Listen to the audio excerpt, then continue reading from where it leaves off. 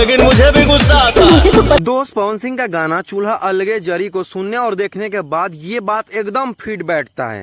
पहला ब्रांड पवन सिंह ही है। किसी का भी नाम आएगा पवन सिंह के बाद आएगा। दोस्त पवन सिंह के साथ शिवानी सिंह का आवाज हो तो गाना असो ही सुपर डुपर हिट हो जाती है, लेकिन इस गाने में पवन सिंह के साथ शिवानी सिंह का आवाज तो है, साथ में म्यूजिक डायरेक्टर प्रियांशु सिंह ने इस गाने को म्यूजिक दिया है, तो गाना तो असो ही सुपर डुपर हिट होना ही था। और दोस्त इस गाने का सबसे ज्यादा मुझे अगर कुछ अच्छा लग रहा है, गाने में ही राइमिंग एकदम जबरदस्त होता है, भले ही उसे भोजपुरी से बंगाली में गाना पड़े।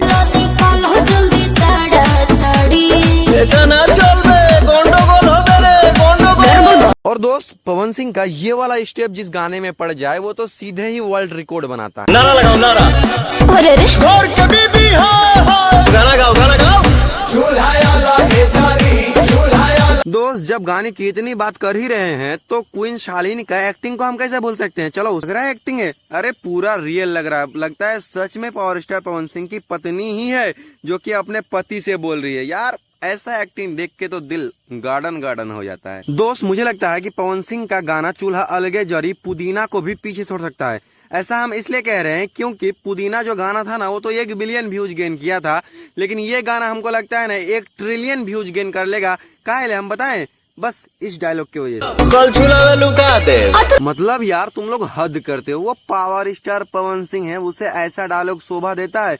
अरे पवन सिंह को तो ये वाला डायलॉग एकदम सूट करता है। मैं नहीं बोलता हूँ लेकिन मुझे भी गुस्सा आता है। बाकी दोस्त पवन सिंह का इस गाने को लेकर आपकी क्या राय है, आप हमें कमेंट सेक्शन में जरूर बताइएगा। मिलते हैं किसी इंटरेस्टिंग वीडियो के साथ, तब तक के लिए जय हिंद। हमारा से लड़ा बुझे घड़ी घड़ी चूल्हा लगे जा